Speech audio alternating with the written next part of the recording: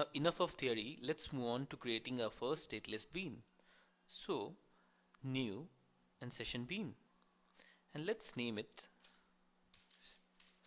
stateless bean, my stateless bean. So select stateless over here and select the local interface over here. Finish. So here's your bean. So basically bean is nothing but a simple object or simple class labeled or annotated with stateless.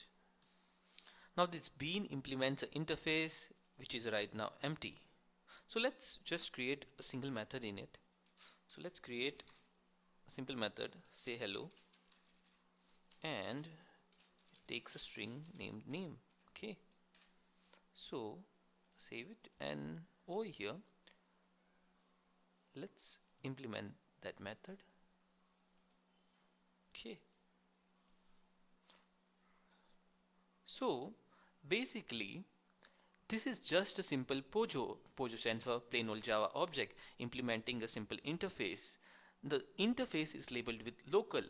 Now by local we mean that this bean can be accessed only by local clients. Now who are the local clients? As you have seen in this diagram, local clients are nothing but components in the web layer or other beans in the service layer. These are the remote clients. They can't access it because we have marked this bean as local. If instead of this I had marked it remote, they would have been accessed by remote clients too.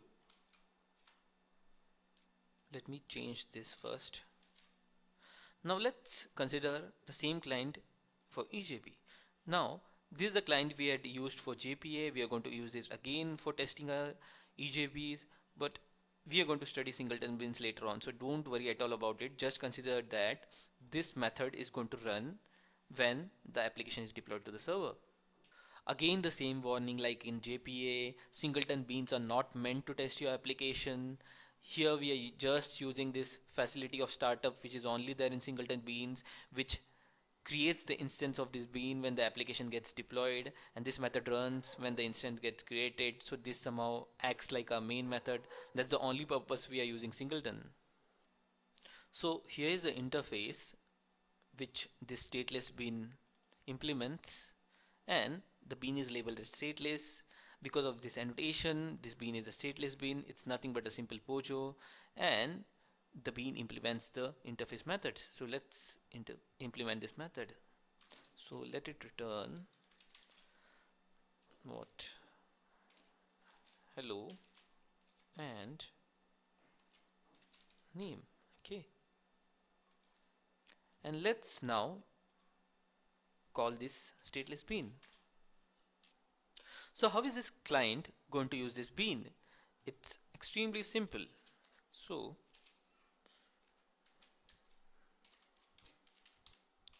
So basically you create a field and inject it using EJB.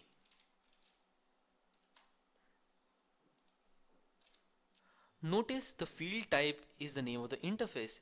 It's not the name of this implementation. So the client basically doesn't have direct contact with the implementation. It interacts with the client using the interface. Now let's call the say hello method, and we'll call the bean my bean dot say hello, and let's give some name. Save and run the application, and here's the output, hello Ash. As a side note, always use dependency injection for getting access to the bean. Never use the Java new operator, which some newcomers sometimes do. If you use new, basically you're just having a simple object instance. There is no features provided by the container to your bean. Let's now access the database using our stateless bean. So over here, I'll paste a method, and get all animals is going to retrieve all the animals from the animal table. And let me save this first, and over here let's implement all the abstract methods. So just as we have seen in the chapter on JPA, let's inject the entity manager first. Private entity manager, let's name this as EM, and over here let's use the persistent context annotation. the unit name is, I just press Control space and NetBeans auto enters it for us from the persistent.xml file. Let's create the query over here. So query is equal to entity manager dot create query, and we'll type the query over here. Select A from animal A. So let's create a local variable. Okay, and now we know that it's going to return an animal class. Okay, so we mention it over here, and we can convert this query into a typed query. Okay, and let's return query dot get result list. Okay, so this method will return the list of all the animals in your database in the animal table. In your client, after injecting the bean, let's call that method my bean dot get all animals. Okay, and let's assign it to a list variable. Create local variable. Let's display the list. Okay, for each animal, let's display its type. Animal dot get type. Save and run the application. And here's the output, all the animals in our animal table. Now let's understand the life cycle of a stateless session bean. There are just two phases in the life cycle of this bean. Either it doesn't exist or it's in the method ready pool where it can accept requests from the client. So first of all, the instance of this bean gets created. After that, all the injections takes place. So what are the injections? For example, in our case, injected an entity manager, we can inject some other resources too. We'll see some resource injections later on. So after that, the post construct method runs. You can annotate one of your methods in the bean as post construct, and that method will run after all the injections takes place. So this is the method where you will initialize the bean. Here, when the constructor runs, you do not have access to the resources which are injected. After that, bean is in the method ready pool. When it gets into the pool, clients can call, or you can say get serviced by the bean. And later on, when the server decides to recover some memory by trimming some instances from this pool, then a method annotated with pre-destroy is called on that bean. Now let's code this lifecycle methods post construct and pre-destroy. Okay, post construct public void init, and let's print something.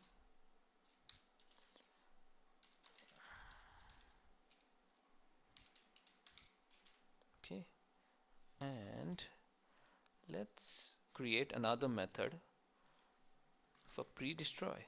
So the name is pre-destroy. The annotation is pre-destroy, or rather let's name it cleanup. Okay, I'm cleaning up. Okay, now let's save and run this application. So as you can see, the post construct method has run before a method was able to service the client. So as mentioned in the diagram, this method runs before it can accept client requests. Now let's check for this pre-destroy method. Let me go to the service tab and let's undeploy this application, and let's see if it runs. Okay, it has run. I'm cleaning up. Now you may be wondering that how come the post construct method was run only once? If there is a pool of instances, then for each instance of this pool, this method should have run. It's because it's all upon the configuration of the server. So Glassfish decided to create just one single instance. That's why we just have one post construct method running.